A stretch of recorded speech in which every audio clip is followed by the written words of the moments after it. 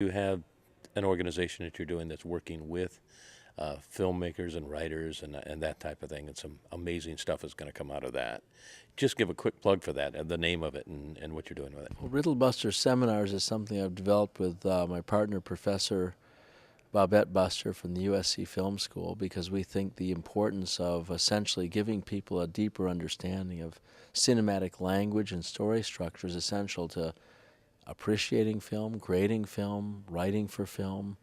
And film has become the lingua franca of our culture insofar as it's a language that people share common experience and understand.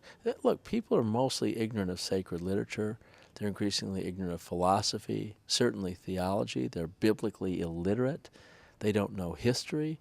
They're overwhelmed with the imagistic culture that assaults their intelligence and overwhelms them with ideas and images at a rapid pace. Consumerism is the rule. So, what kind of society has that become if we've lost sight of the past? Santayana said those who forget the past are condemned to repeat it. Well, that would be dangerous because there's a lot of really ugly history there that we wouldn't want to repeat. So what we're trying to do is help people get a fix on how cinematic language and story structure help them understand the arc of character development in their own lives, as well as what movies have to disclose, really great movies, masterwork films. So we deconstruct them in 3 and 4 day seminars in Hollywood and around the country and around the world, and give people an opportunity to look at what's hidden, the gems that are there in story structure and complex emotional chords and gleaming details and ideas that and things that come in triplets that reinforce the power of cinema for storytelling, because it's the art of transformation.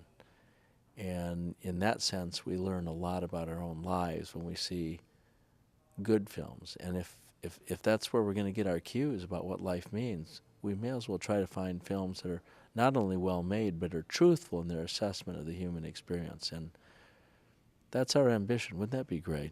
That'd be great. Talk to me about Charity Water.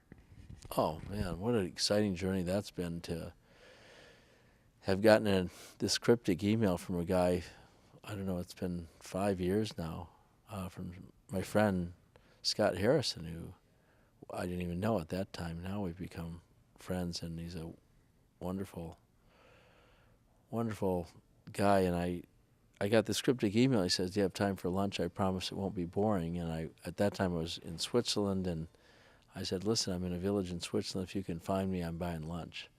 And a few weeks later, there he was. And he said, "Listen, my life has changed dramatically by working and living on a mercy ship, a hospital ship off the west coast of Africa, where they'd been anchored off the Liberian coast, and helping people who had never seen a hospital or a doctor before." And it just changed his life. And he saw how addressable the need for bringing fresh drinking water to people was. I mean, the universal humanitarian aid issue that could be so much more easily addressed if we just raised awareness and money to partner with the people who are doing an effective job at drilling freshwater drinking wells. So long story short, he told me the story about what had happened in his life and invited me to come to Liberia. I said, "There's no way, I don't have time." And a few weeks later, I was in Liberia.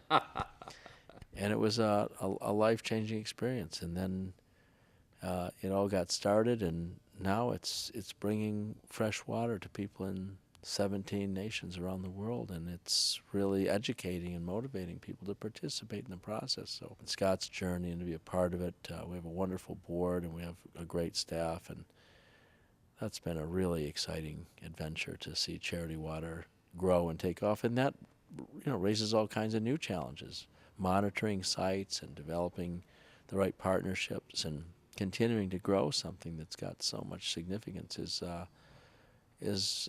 a great opportunity and an exciting challenge. You'll have an opportunity to respond, and you can do that very simply. Just look on the site, and you can send in your video, you can blog, or whatever you want to do. But anyway, get in touch if you have any questions at all, and let's communicate. Let's build some bridges here. We just don't want to talk at people. We want to hear what you have to say too. All right? So what do you think?